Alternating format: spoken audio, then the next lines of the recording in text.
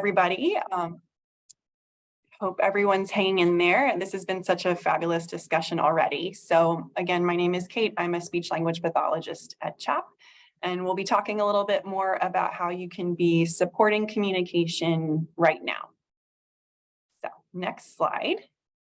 I want to briefly touch on just the scope of a speech language pathologist or speech therapist in general. We'll move along from this pretty quickly, but the first thing I want to highlight is the difference between speech and language. These are things that I think, we use these two words kind of interchangeably, but we're really referring to two different things, and that's important because it guides how we address them. So basically, speech has to do with the sound of the message, and language has more to do with the content. So speech consists of how we make sounds, the quality of our voice, the rhythm of our speech, but language has more to do with how we understand concepts, how we use language, how we communicate with others, and also how we use language on a more social scale. So children on the autism spectrum can have difficulties in any of these areas, but we are most commonly focused more on language than on speech.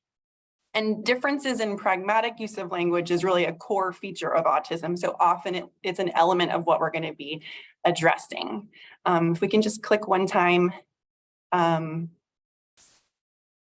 perfect. So, we don't have a lot of time today. We're really just going to be focused on expressive communication specifically, and that can look a lot of different ways for different kids. Autism is a spectrum, and part of the element of that spectrum is the spectrum of communication skills. So we'll be talking about some strategies that hopefully can be applicable to kids kind of across the range of the spectrum.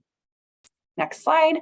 I also want to briefly talk about different functions of communication. So if you think about how you communicate every day, when you're talking to people, texting, emailing, all different types of communication, it's serving a lot of different functions. So some of them are very concrete and have to do with telling people what you want and need, but most of the time you're communicating for many other purposes that are more kind of social and reciprocal. So having a conversation, telling someone a story, complaining about something, showing affection to another person, asking or answering questions.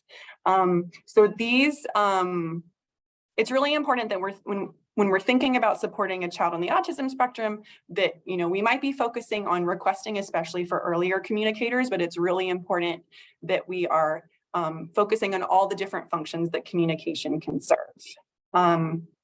So we've talked a lot of, these are the functions of communication. I also want to think about the forms of communication. So the way that we communicate can take a lot of different forms. It might be using spoken words or sentences. It might be gestures. It might be our body language or our eye contact. It might be some form of augmentative system, which we'll talk a little bit more about later. But when we're thinking about different forms or systems of communication, we want to make sure it allows a child to use lots of different functions of communication, like what we have here. Okay, next slide. So if we're thinking generally about how we can ensure that we're supporting a child's communication the best that we can, the most important thing is that the family is as actively involved in the process as possible. You guys are great. You're here. You're doing that already. We want to think creatively about how we can incorporate some communication strategies within daily routines. So hopefully not adding a lot of extra work into your day. It's all about incorporating some techniques and tools into things that you're already doing. We want to ensure or try our best to ensure that there's consistency across settings and across people. So everyone is using the same strategies, has the same expectations for the child. And we also want to look for natural opportunities for communication rather than contriving or forcing or demanding communication, because we want communication to be a positive experience, and it should be fun for you and your child. So to support communication, we will also want to make sure we're setting a foundation of supporting a child's regulation and their connection with you. It's great that we just recently heard over the past couple sessions from Christy from occupational therapy. We got some great strategies about how we can support sensory processing and emotional regulation, because those things really set a really important groundwork for connection and for communication. And another way that we support that connection and communication is by incorporating a child's interests. We talked a little bit about this already with the video games. So, for some kids, it's really clear what they like. And for other kids, we have to be a little bit more of a detective. So we have to think about what sparks joy for the child, and then maybe get a little bit creative about how we can incorporate those activities to foster meaningful communication. So for example, if a child really loves talking about the presidents of the United States, we want to lean into that special interest. We as ourselves learn as much as we can about the presidents and find as many activities as we can that incorporate that interest, and also provide opportunities for communication. If a child really likes to wiggle a string in front of their eyes, maybe we can ask ourselves some questions and think a little bit more about why they like it. Do they like the visual input that it provides them? And then can we get a little bit creative about other activities that might provide similar visual input that also allow more opportunity for kind of back and forth interaction. So good rule of thumb is to kind of lean into those interests rather than avoiding them or withholding them, because we all learn best by doing what we love. So then the question is kind of how can we use those interests? And that really has to do with following a child's lead. We talk a lot about this as therapists. What we mean by that is paying attention to what a child's doing or interested in, and then engaging with that along with them. That tends to be more successful than trying to redirect them to something that they're not already interested in. And then we just kind of want to talk about what's happening while they're doing it. So you might respond to what a child says. So if they say something that kind of sounds like it could be a word, you can interpret it as a word. And hopefully that helps them understand how to communicate. You can expand on what they say. So for this child, if he said ball, you could expand and say the ball's going fast. Or if you think he said ball, you can say, oh, you found the ball is rolling. So we're kind of talking about what the child's already paying attention to. And we try to keep it within a kind of a narrow zone of what they're already doing. So if a child is using maybe one word at a time, we maybe add one or two more words on. Or if a child's not yet using spoken words to communicate, maybe we're just modeling one word at a time. Ball, bounce, uh-oh, kind of those single words might be where they're at for now. And in general, we want to be thinking about modeling without expectation. So without the expectation that the child is going to repeat you. So sometimes you might be kind of like being a detective again and interpreting what the child might be thinking or might want to communicate, and then speak from their perspective. So for this child on the top who's reaching for the cookie, you might model, I'm hungry. Or for this child here at the bottom who's clearly upset about something, you might model, I don't like it. And this is something that's kind of a little bit nuanced, but we want to model communication, but we don't want to withhold something to force communication or withhold something until a child requests it. We don't want to lead to like frustration around this. So for this little girl at the top, I would probably not recommend saying like, say cookie, you want a cookie? You're not getting it until I say cookie. Because you're kind of getting yourself into a tricky situation there. Maybe just model, want a cookie, and then she gets the cookie, and then you say, oh, that cookie's yummy. We're just kind of keeping it moving, keeping it successful, and keeping it positive. And then if we can click one time here. This is a strategy that we can also use regardless of the type of communication that a child is learning to do. So we're going to talk a little bit more about this in a bit, but you can also and should also model whatever type of system a child is learning to use. So in this picture, this parent is modeling communicating on a device that the child is learning to use, using the same strategies, even if it's not spoken language. Another tip to keep in mind is really to try to avoid quizzing. So if you think back to the last time that you were like in an interview or someone was like really grilling you about something, it's a pretty stressful experience to have a ton of questions directed at you. And that's even more true if you're getting quizzed on something that you're still learning how to do or something that's not a particular strength of yours. So I would recommend trying to limit the questions that you're asking in general and try to focus on making comments and describing and modeling rather than directing questions at them. On a related note, I would recommend limiting a focus on kind of academic concepts like colors, letters, or numbers, with the big caveat that unless a child is really interested in them, there's some, especially kids on the autism spectrum, that really love to talk about those concepts. So again, we might lean into it in that case. But otherwise, we probably don't need to focus on kind of drilling those kind of early academic concepts. Just in general, we want to avoid placing pressure on a child to communicate.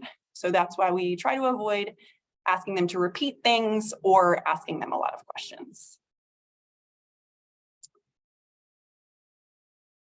I think we all know that using books is really important for all kids to support their language and literacy development.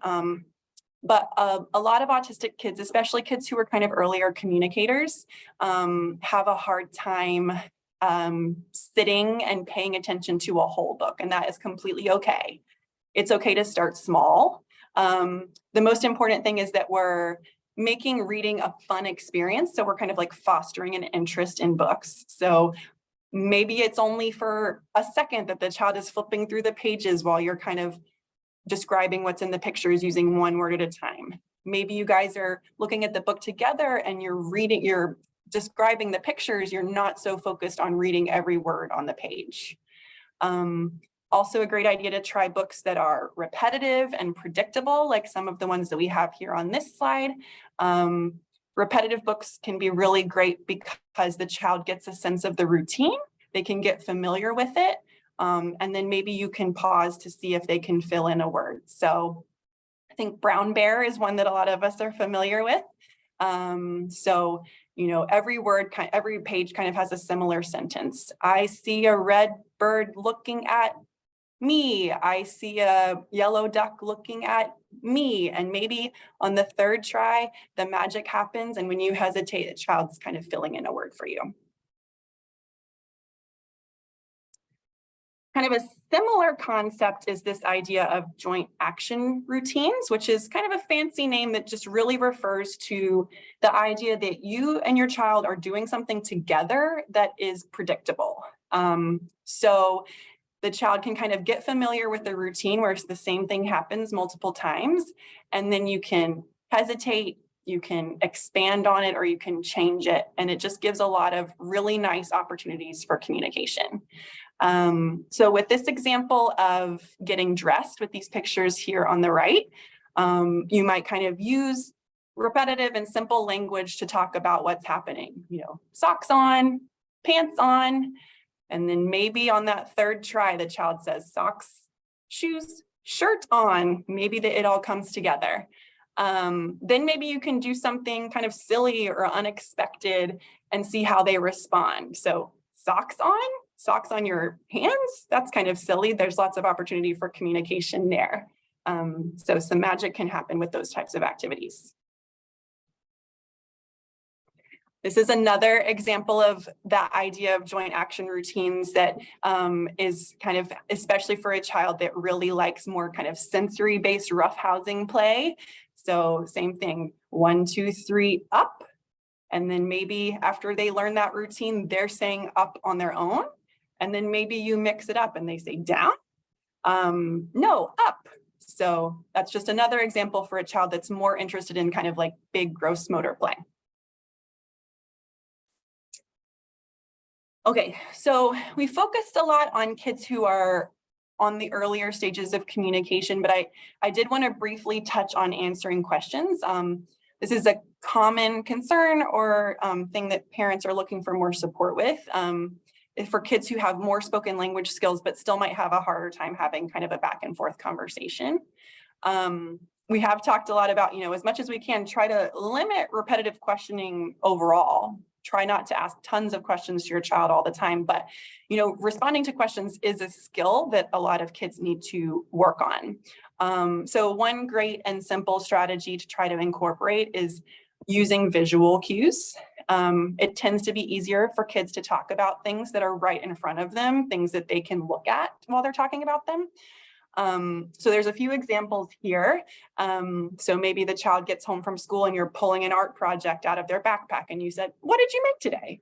Or maybe you went on a trip together and you're scrolling pictures on your phone. "Oh, what animals did we see at the zoo?" A lot of schools now have apps that they use to communicate between teachers and parents that teachers can include pictures. So that's like an incredible tool to use for things that are happening when you're not there. So maybe you're scrolling through those pictures on your app, you're like, "Oh, who did you play with at school today?" And then they can kind of use the picture for support. Just a few more quick tips and tricks that I think we've talked a lot about these already, but just when we're playing and interacting with your child, again, try to focus more on basic vocabulary than academic concepts. Vocabulary that they're going to be able to use across a lot of different settings is going to be more functional and meaningful to a child. You can also think creatively about your positioning when you're playing with a child. I think it's natural for parents to have a child sitting in their lap, but maybe there's an opportunity for you to be sitting more face to face with your child. An especially lovely position is if they're kind of like in a chair and you're sitting on the floor, so you're really face to face with them. And another kind of good rule of thumb is to try as much as you can to stick with toys that don't have batteries. There's a lot of really fancy toys out there that do a lot of fancy things, but sometimes old school toys are really the way to go. They're more open-ended. They allow a chance for more creative play for a child to come up with their own ideas. And you can play with them in lots of different ways. There's so much more opportunity for learning, for interaction, and for communication. And if a toy makes a lot of sound and does all the talking, then there's not much opportunity for the child to do any talking. And your parents and caregivers who are super busy, you have a ton going on, even if you can shoot for like 5 or 10 minutes of focused one-on-one time with your child, where you're both focused on the same activity and having fun together, that's a really great goal. On the right here, we have this concept from the Hannon Center, which is an amazing resource for a ton of great tools for parents. The idea is being an owl. So you're observing what the child is doing, you're waiting. So trying really hard to just embrace silence and wait and allow a child to initiate communication. And then you're listening to what they're responding or how they're responding or what they're saying. So try to be an owl at least one time today. Beyond kind of getting down and having structured play with your child, again, we want to think a lot about how you can incorporate strategies into activities that you're doing already. So lots of routines are happening every day that are really great opportunities to support language development. We'll make sure that you have all of these resources. So I'm not going to go through all of them specifically, but I think just as an example, bath time is kind of an underutilized opportunity sometimes.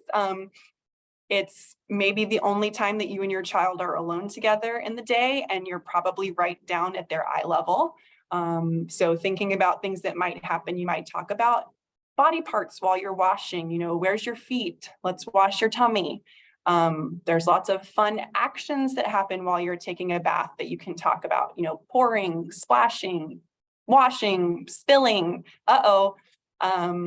You're also probably next to a mirror or close to a mirror in the bathroom, and playing with a child in the mirror can be a really great opportunity to make sure that you guys are looking at each other, which can be a great opportunity for imitation. Can they imitate you, your facial expressions, your gestures, your sounds? So just a few ideas there. I also want to briefly talk about this concept of augmentative and alternative communication, or AAC. So just switching gears just a little bit.